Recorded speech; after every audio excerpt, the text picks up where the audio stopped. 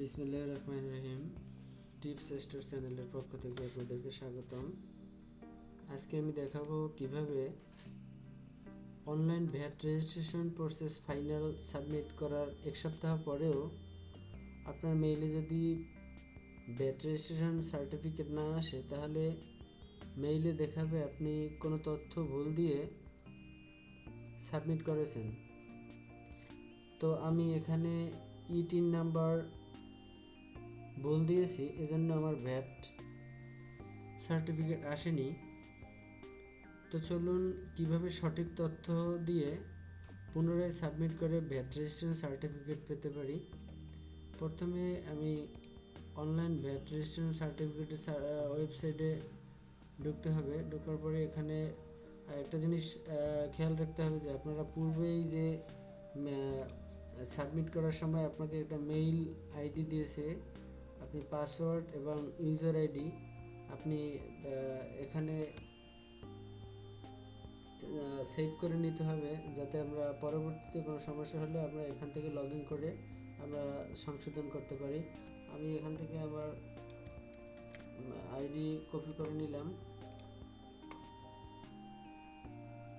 এবারে লগ ইনে ক্লিক করতে হবে।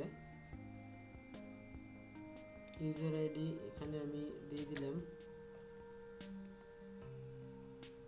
এবারে পাসওয়ার্ড দিতে হবে।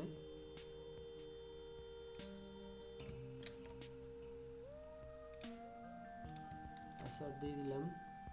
এবারে এখানে I am not a robot, এখানে ক্যাপচার আসতে পারে, ক্যাপচারগুলো দিয়ে আপনার ভিতরে লগ ইন করতে হবে।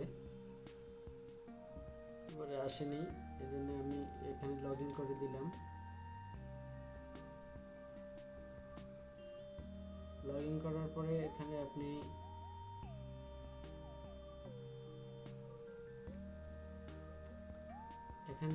প্রথমে ফর্মস একটা অপশন আছে, এখানে ফর্মসে ক্লিক করতে হবে।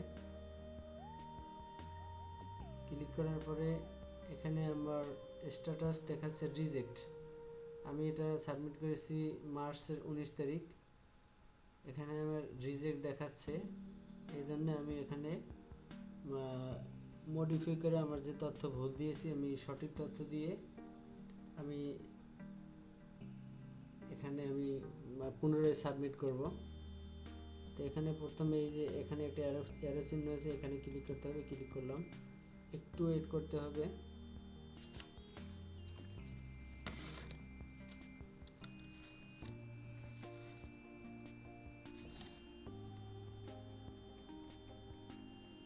তো এখানে ক্লিক করার পরে আমার যে মেইন যে পেজটা, এখানে মেইন পেজের ফর্মগুলো এখানে শো করবে।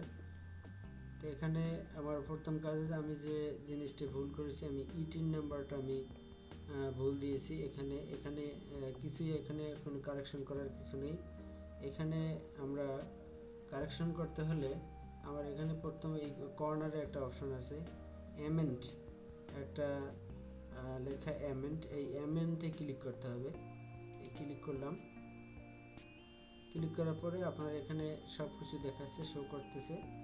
এখানে যদি আপনি আমি যেহেতু আমার টিন নাম্বারটা ভুল হয়েছে, এই জন্য আমি এখানে টিন নাম্বারটা আমি লিখে দিচ্ছি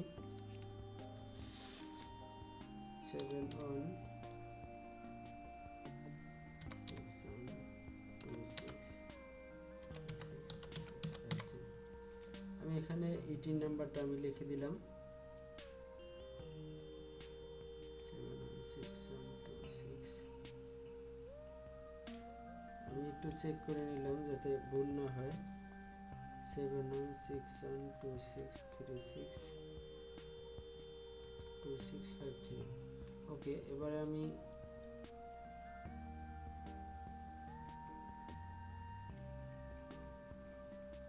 সাবমিট করে দিলাম। এবারে আমি সাবমিট করে দিলাম।